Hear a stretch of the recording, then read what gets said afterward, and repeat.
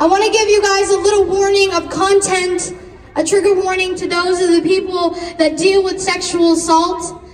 There's a little vulgar language, so I'm sorry to all the parents that brought them children, but I was really mad when I was writing this. It's called Don't Cry.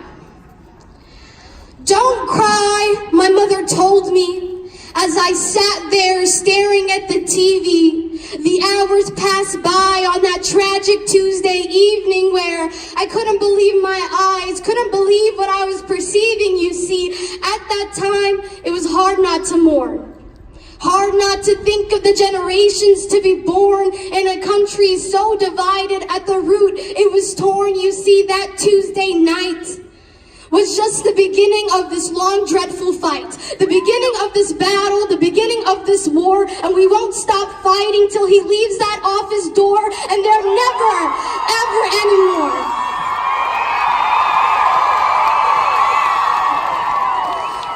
Don't cry, my mother told me, when a white man stabbed Neil Wilson to death. You'd think this sort of thing would cause some civil unrest, but we sat complicitly by. There are too many names to protest, too many dead black girls that this country forgets. In a 24-hour news cycle, do you expect us to not forget? No signs will bring them back. No chance will be their voice. You are wasting your time, they say. They are lost, gone. Don't cry, my mother told me when I heard news of the confirmation that the man who was accused would sit in the highest court of this nation, have a say in all laws, reproductive rights, and education, to silence any woman who had valid accusation, to lead the sick men of Black Turner's generation, and to never believe women without hesitation. To be made to cry, they say, is to be weak, to be woman. To cry is to lose. Because when a bad man leads, you just smile. You take the whistles in the street as a compliment. You wouldn't get catcalled if you weren't pretty. They just want to see you smile. Why aren't you smiling? Are you a feminist bitch? Why aren't you smiling?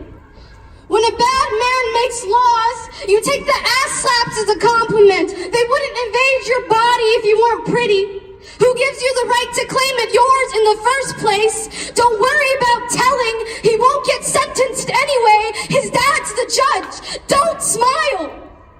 Why aren't you smiling, you crazy slut? Why aren't you smiling? I want to see that pretty smile.